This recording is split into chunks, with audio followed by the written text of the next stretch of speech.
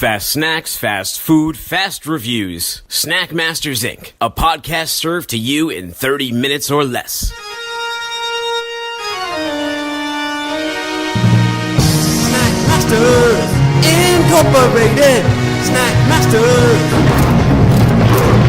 Snack Masters. You'll be snacking with the Snack Masters. Snack Masters. Snack Masters. Snack Masters! Yeah. Hello and welcome to Snack Masters Incorporated. I'm Dooner, here with the Carl Sagan of veganism, Jason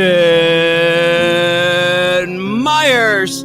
I believe you brought a guest along with you today, didn't you? Yes, my lovely assistant Aubrianna is here to help me in my veganism quest. Hello. Our viewers may know Aubrianna because she sent in a review of the Chompers Seaweed Crunchies last week. Isn't that correct?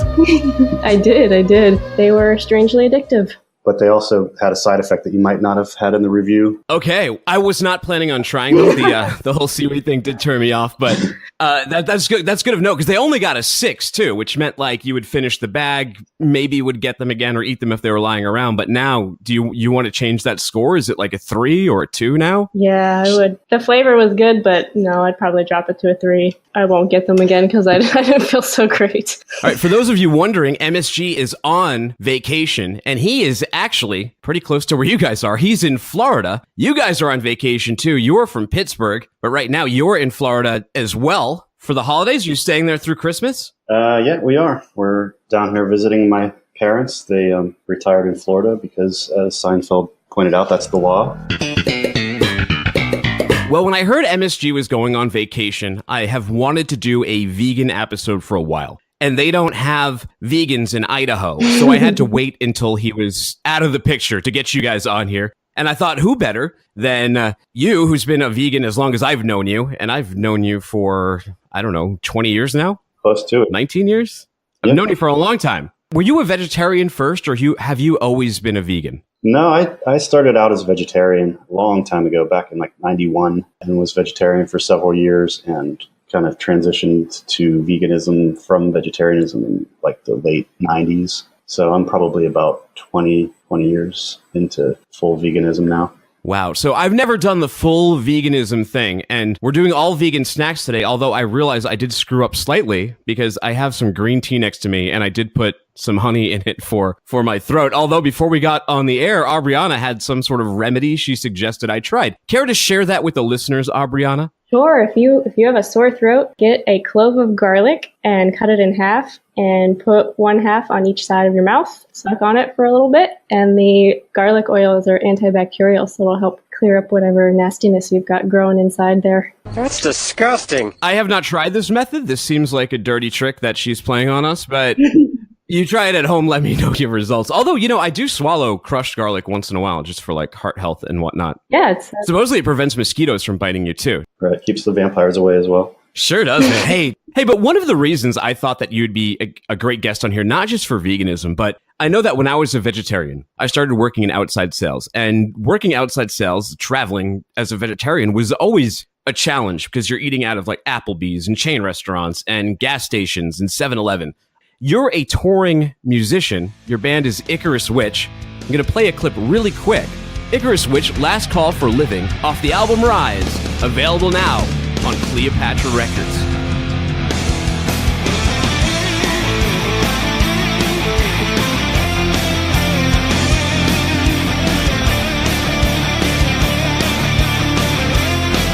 As I mentioned, Jason, touring musician, vegan on the road. What's some of your strategies out there? Well, you have to plan ahead and be prepared to lose some weight.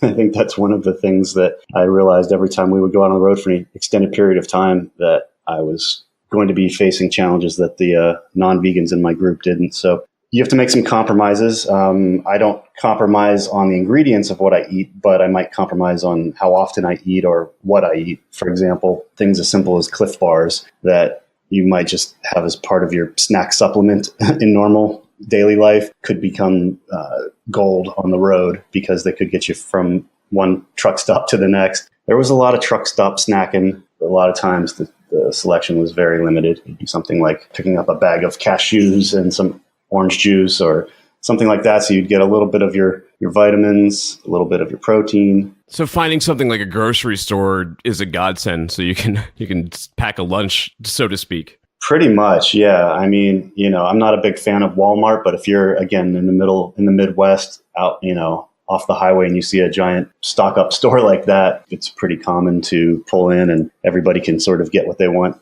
You don't have a lot of room for a cooler or prepared food necessarily. And you kind of have to take stuff that's going to travel well and fit in your pocket or fit into a small backpack or a guitar case. Which fast food restaurant has the most vegan options? Is there one out there that's a little bit better than the other ones? I know Burger King for a while had a veggie burger. I don't know if they still do. Yeah, actually, we were just talking about that yesterday. I'm not sure if Burger King does or not. I heard McDonald's is actually starting to do a vegan burger in certain markets. I haven't been to a McDonald's in decades probably, but Taco Bell turn a 7-layer into a 5-layer and make a vegan version of that by leaving off the sour cream and cheese.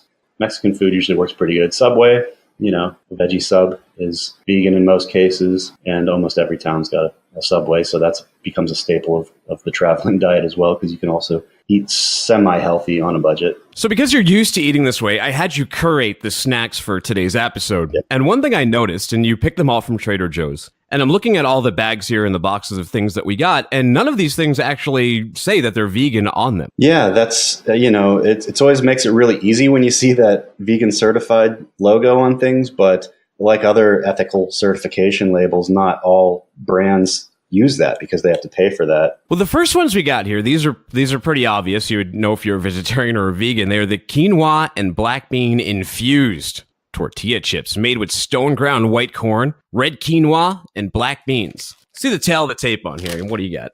Pretty typical, 140 calories, 7 grams of fat, 2 grams of protein, no real carb. Well, 18 grams of carbs, but no sugar. Get about 8 chips per serving. So have you had these yet? I'm about to check out the crunch factor here and see how these things hold up. Yeah, I've had these quite a few times, and there's one particular reason that I always go back to them. But let's check the crunch factor here. I'll bite this right up on the mic. That's pretty solid. This is a nice, I wouldn't say overly thick, but there's I don't know, there's some girth to it, right? There's some weight behind it. It's not going to dissolve the second it hits your tongue. Exactly. And more importantly, as for the girth, it's not going to break off in your dip. I mean, that to me is the sign of a really solid chip, is if you can use it as a shovel to get into some of the thicker hummuses and salsas out there. That's a great point, because once in a while, what I'll do is I'll measure out a serving. So I would take like 8 of these chips, and then I would put a tablespoon or 2 of hummus or the salsa, and I probably would like just pre-dip my chips in there and then walk over to the couch. And if you have a weak chip that's like a wet paper bag, it just starts to dissolve immediately right into your dip. And like, God forbid you're eating out of the jar and then, someone else comes and gets it and they see a little piece of that tortilla chip. It's always gross. The little shark fin sticking out. Salsa pond. It's no good. Yeah, and it doesn't matter how thick your chip is. If that sits in there overnight or for a couple days, it's just going to start to wither. Yeah. So you brought up the dip and something to pair these with. You mentioned to me to go out and get the hummus dip. You said to get a spicy one. I didn't have that at my Trader Joe's, so I went with one of my go-tos, which is the tomato and basil hummus dip. And there's a reason I didn't rate the chips yet, because part of a chip, especially a tortilla chip, isn't just eating it naked, it's its dippability. So we'll test these with the hummus too, and we'll kind of do a dual score on both of these. Did you guys do the tomato and basil hummus dip too? Yeah, we did. At your request, we tried the tomato basil on this one. We've never had it yet, so, well, I haven't. Neither have I, first year. Have you guys dipped into it yet? Have you had a chance to test it with these tortilla chips? We just did, yes. I didn't. You did. Yeah, I did. All right, give me your review on that and your review on the tortilla chips. Well, in the background, I'll start munching on this and get an idea of how I feel about this hummus and chip combo. I like my stuff to be a little spicier, so I feel like it's a little on the bland. I can definitely taste the tomatoes. It almost has like a ketchup-y type vibe to it. I really like the hotter stuff. So I would, if I was going to go with a regular dosage of this, I'd probably spice it up with some different hot sauces to take it up a notch or two. But it's good. Yeah, I'm going to agree with you there. This tomato and basil hummus is one of my go-tos. It's one of my favorites, but I never actually do it with tortilla chips, and that was an error on my part. I usually do it with like a wheat cracker, and the tomato and the wheat cracker tend to pair together really well. And if I had just had this with dipping at least these particular black bean tortilla chips in there, I don't know how highly I would rate this particular hummus because it's definitely more of a cracker, or you might want to put it on some carrots or some vegetables. I can see that. It's almost like having a cheese substitute or something. It's got that goopiness to it. Yeah, well, I mean, the tell on the tape of the hummus, it's typical to hummus, which is only 35 calories. You get 2 tablespoons. That's one of the lovely things about hummus. It's definitely eatable. It's definitely pairable without destroying your snack or calorie budget. 2 grams of fat, 1 gram of protein, and 1 gram of sugar. So not bad for you. I would give this, if you have the right thing to pair it with, I would give this hummus an 8. Wow. So I'm gonna give it a solid 8. It's one of my go-tos. It's one of my favorites. All right, then. But on the tortilla chips, I think these are really strong. I don't get tortilla chips that often. So when I do, I'm usually going to go for like the white flour or the white, or is it corn? I'm not sure. White flour or white corn, one or the other, that they have at Trader Joe's. But these aren't bad. And I could see eating these without having a dip. I could see, they could get addictive. You could start picking up some momentum, putting your hand in this bag. Yeah, they're pretty hardy. They'll get you going. They'll get you through a tough spot. Yeah, so these I would give, as far as tortillas go, I'd give them about a 7. Fair enough. So for you, though, these are like a 9, 10. These are your go-tos. These are your standard. Well, I also don't really do the chips nearly as much as I used to. I've sort of tried to phase those out as my metabolism has slowed over the years. So I don't do chips too often. I did them for this particular episode because, it's the holidays and we're on Snack Master. So you gotta have some crunchy chips to get into. But I'd probably give them a 7 too. I don't think they're amazing, but I think they're really good for using as a face shovel to get salsa or whatever dip into your head. So salsa delivery device. Yes. And I'm not about to go into like the Fritos scoops and things like that. Those kind of make me sick. So this is a little bit of a slightly healthier way to get that fix. This hummus wrap that you recommended. But this one here, so one package, tell the tape. This is the veggie wrap with hummus. This is found in the refrigerated section at Trader Joe's. It's prepared for you. If you were to eat the whole thing, it would be 370 calories, 10 grams of fat, 57 grams of carbohydrates. A lot of that's fiber, though. 8 grams of fiber, 9 grams of sugar, 12 grams of protein. I said, I'm going to do half of this. This is something you recommended. So I imagine you've had this before. So give me a review on this. Let me know why you picked this one. And it's a staple of my diet. I don't think I ever go to Trader Joe's without at least looking to see if they have this in the fridge. Mainly because I think it's a good value. It's rather healthy for a fast on-the-go type snack if you don't have time to prepare something from scratch. They make these, I'm pretty sure they make them daily or at least regularly. I just think you get a lot for your money. They call this a wrap, but as I'm noticing biting into it, and I'm pleasantly surprised by, is that it's actually in a pita. So it's not in like a flour wrap like what I was expecting. So the pita here, very pleasant surprise. It reminds me of going to like the Greek pizza shop here. And if you get a Greek salad or you get a Caesar salad, they give you a pita on the side. And then I'll usually make my own pocket out of that. So this is more like a pita pocket than a wrap even. Although it's, the pita itself is cut open and wrapped up. But the flavor profile is very much of a pita pocket. Yeah, and they're easy to eat. They're relatively low mess. So again, if you're eating in a vehicle that's traveling down the highway, you can kind of get one of these into your head without a lot of it going all over the seats or anything. Feel pretty decent about yourself.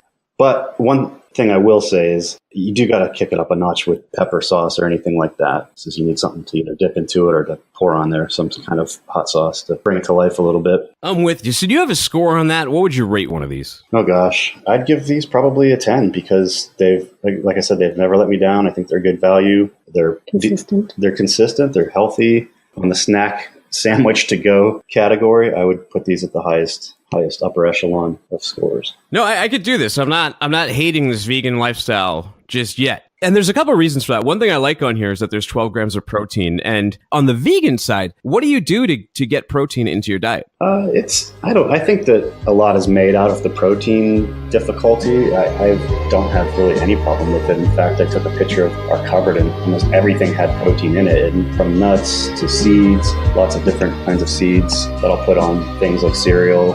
Our milks have protein. Yeah. Pea protein and pumpkin. Right. The milk that you use for either smoothies or cereals has protein in it. So, but you're like a skinny rocker, dude. Let's say someone was, and I know people do. I know in the UFC and in WWF, there was a couple different guys who were vegans. And yeah, pea protein is sort of the new way to do it. And there's definitely lots of supplements that you can get in the store or different places. Really easy for smoothies, especially. If you were trying to bulk up, say you were an athlete like a wrestler or something where you had to put on bulk, or a weightlifter, you could easily use pea protein in place of whey protein and still get plenty of what you needed. Well, I mean, as a vegetarian, it's definitely easy to gain weight. I've done it before. You know, you just eat cheese pizzas and things like that. So there's no shortage of fat on the vegetarian side. But it's still, if you're getting your protein from nuts and things like that, you're gonna have more calories than you burn off at a desk job. You know. Oh yeah, absolutely. Sorry, I was putting Pez in my my son's Pez dispenser. He's been I gave him that as a gift to stay up in his room. Although you're not up in your room, why am I giving you this Pez dispenser? I don't know. But you do need dessert once in a while, and you do need to treat yourself. What you suggested are these maple leaf cookies with a smooth and flavorful maple cream filling. Now, this is another thing. I would never think this was vegan. You know, if I just saw this on the shelf, because the whole cream thing would probably throw me off. But apparently not. There's a lot of foods that they call accidentally vegan. This would probably fall into that category. On the commercial cookie side, I believe Oreos are accidentally vegan, and certain Halloween candies. I mean, most people think healthy when they think vegan. That's not always synonymous. Vegan just means that it doesn't contain animal product. Well, you can get into some trouble with these because the tell on the tape here is one cookie, just one of these is already 110 calories. Oh, yeah. You got 5 grams of fat, 8 grams of sugar, 1 gram of protein. So, you know, if you're going to make a plate of 4 or 5 of these, you're going to notice it pretty quickly on the scale. They're addictive, and they've got a lot of natural sugar. So you get that rush. So you're like ready to reach for the next one. But yeah, you can't just like kick back and crush a sleeve of these, or you'll be in for a hurting when it comes to the waistline. Well, I just took a bite out of it. For that 110 calories, I guess you actually get 2 cookies plus the cream in the middle. It's pretty thick. It's a thick cookie. It's probably the size of maybe 2 Oreos. There's veins on each one of the maple leaves. So I imagine they're supposed to be like the leaves, but yeah, I enjoyed that that about it. You know what I did like? I'm not a huge fan of maple, so yeah, I thought that I might have something against these cookies, but these are not really that mapley at all. They kind of taste a bit like, I don't know, a thicker vanilla wafer almost. Yeah. There's like a subtle hint of maple that comes on at the end, but it's definitely not overpowering. You're not eating like a plate of flapjacks or something. No, it's a subtle. You can kind of waft it in the cookie itself when you bring it up to your nose, but it's I don't think they're overly sweet. I just think they're perfectly sweet enough, and they pair well with a good glass of almond milk, sweetened almond milk or something like that if you're into the cookies and milk tradition.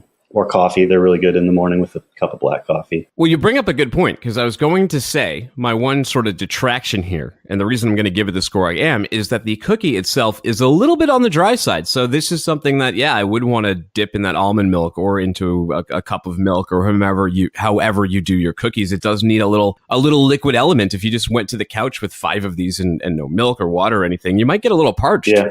Yep. No, like I said, I definitely think the black coffee is a great combo, because then you get the sweetness and then you have a little bit of hot, bitter bean juice to wipe it down. Good stuff. All right, man. You know, I'm staying parked in 7 again. I'm giving these a straight up 7. I think that they're pretty good. I'll definitely finish the box. I would consider buying them again, but they're not going to be my go-to. Well, but I don't know. I'm curious to see how Snackmaster Jr. and the rest of the fam rates them. All right, well, let's check real quick. Hey, Snackmaster Jr., did you eat that cookie? Did you eat the maple cookie that we gave you? Did you eat this? No, he's busy. He's over in Pezland over there. You can't compete with Pez, which I believe are also vegan, if I'm not mistaken. I'd have to check the research on that, though. So I tried to make a lunch out of this by having the chips first, the sandwich, the hummus, then the cracker. But we also got some ghost pepper potato chips. And for 2 reasons, I wanted to kind of do these at the end. The first is that if I was eating lunch, I probably wouldn't, be a total heifer and put 2 different types of chips on my plate. But also, in case these are really hot, I didn't want it to color my palate for the rest of these. So since it's the last thing, I figured that would make the most sense. Have you tried these ones yet? I have not. I yesterday had some ghost pepper tortilla chips from the Fresh Market, similar looking package, and they were definitely very hot. And it was one of those things where I felt like I was punishing myself, but I couldn't stop. It was that endorphin rush or whatever you get from peppers that just make you violently sweat and feel like you're in an altered state. All right, man. I'm going to try this as well right now. I'm just going to go naked. We'll check out the crunchability on these, and we'll see if they start making my eyes water.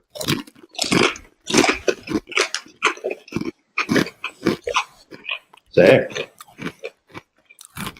This is a hearty chip. It's like a lattice cut chip, and it really keeps the body of it together. It acts as a strong support system. Yeah, they've incorporated physics into the composition of the chip. Yeah. The weave is really, might even be stronger than the quinoa and bean chips we had. Huh. I don't know. Not super hot. I'm feeling a little burn in the back of the throat. I might have to dig around and get a few more. I was expecting my butt to open with the inferno of 1,000 active volcanoes after eating these, but, so far, so far so good. You know what? I'm going to try these with maybe this will pair well with this tomato hummus dip, because you're already getting the heat from the chips, but you're right. It's not an overly hot chip. It's staying there with you, but it's not the kind so you can't get high off of these. Yeah. A little disappointed. I'm impressed and disappointed at the same time. I'm disoppressed. Because I really wanted to have flame shooting out of my mouth like a bad 80s cartoon character.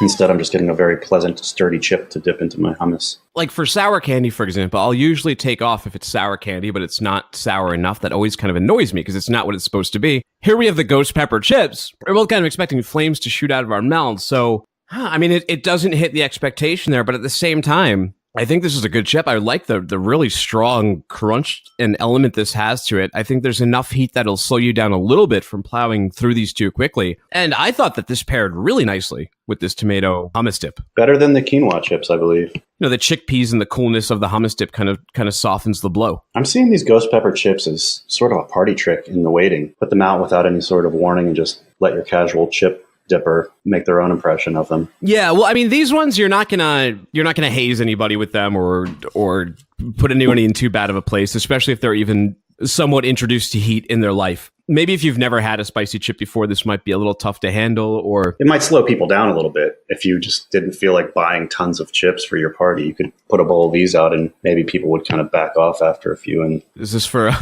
the person who hates their party guests? Well, I would say hate. That's a strong word. We don't use that in this house. Yeah. The in-laws are coming over. You're going to put out the ghost pepper chips. Yeah. So you sort of have that, well, we tried. At the same time, there's going to be some left for numero uno after the party. Well, so what would you rate these overall, taking all things into consideration? I'd probably give them a 6 or a 7. I could see these working their way into the rotation once in a while. I miss having that sort of violent reaction and the pain and the suffering the next morning. So give them a 7.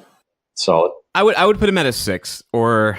maybe even a 5, because I'm probably, still leaning towards something like a salt and vinegar chip instead of a ghost pepper chip. These are kind of a novelty, but I don't lean towards these to begin with. But the chip itself, I think is fantastic. If they were to use this exact type of chip for like a salt and vinegar, for example, this would be like a 9 or a 10 as far as potato chips go. And you mentioned this vegan thing. So I use this calorie counting app called MyFitnessPal, and I put all of our snacks in today. I did 1 serving of each one, and then I did half of the wrap. And I was curious to see what it would come out with for the nutrition wise. So in calories total, we have 610 calories, 12 grams of protein, 15 grams of sugar, 26 grams of fat. And that was for a serving of the Quinoa and Black Bean tortilla chips, 2 tablespoons of hummus, the ghost pepper chips, the maple leaf cookies, and half of a hummus wrap. So yeah, 610 calories, so there's always this misconception that certain diets will have you eating healthy, but if you're not controlling your portions or your calories, you can obviously eat quite a bit and it not even look that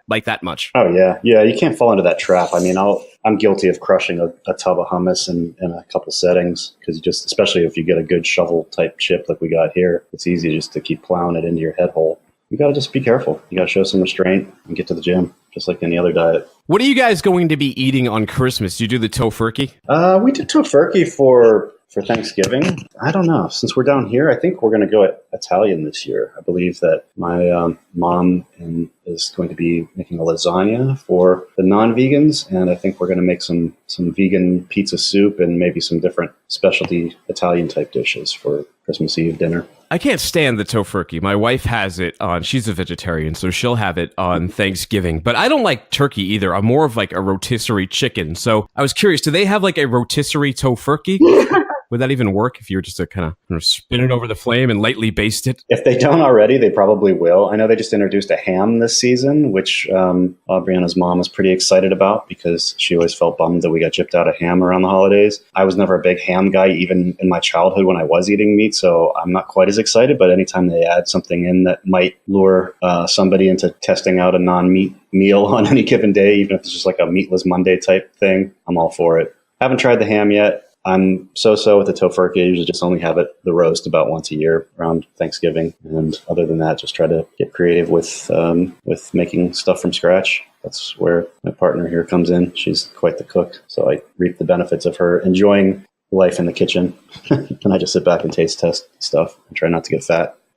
Before we take off for the holidays, just had a question for you because I'm from the Northeast. You're from the upper North, Pittsburgh area. But I've spent a few Christmases in warm weather when we were both living out in Southern California. You're doing Christmas this year in warm weather down in Florida. Mm-hmm. When I was in Southern California, I always felt that the warm weather Christmas never really felt right to me. You know, I needed to be a little bitterly cold outside to appreciate Santa Claus and his coming gifts. Do you like the warm weather? Is it because you're in Pittsburgh all the time, it's a nice change of pace? Because in Southern California, I think the big bummer, too, was that I wouldn't be traveling anywhere. I would just be kind of staying where I was all of the time. So it wasn't very special. No, yeah. And I remember, too, like when we were both living in Hollywood, there was very little holiday spirit. I mean, people weren't decorating their apartment doors with wreaths and things like that quite as much. No, I'm not a fan of the heat. I'm a cold weather guy myself. If it weren't for my parents and my brother and his family being down here, I definitely wouldn't have chose to spend my holidays down here. But with that said, it is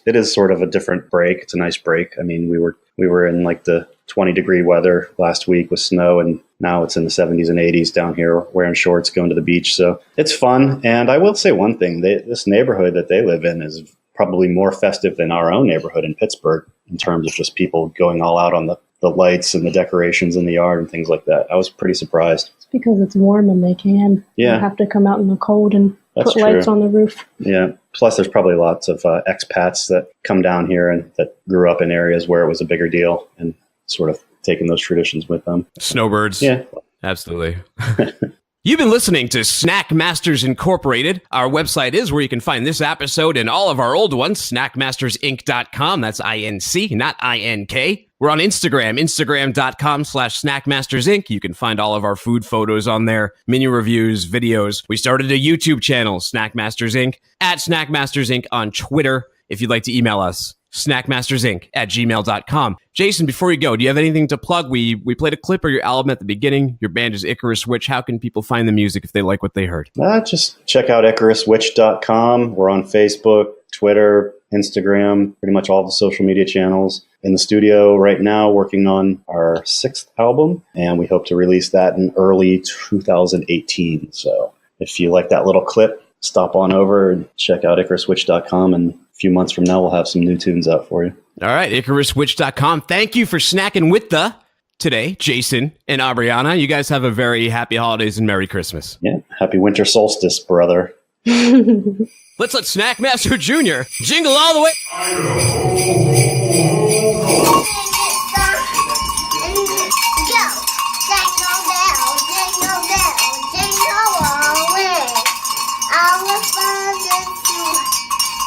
And a one horse. Okay. Jingle bell, jingle bell, jingle all the way. All the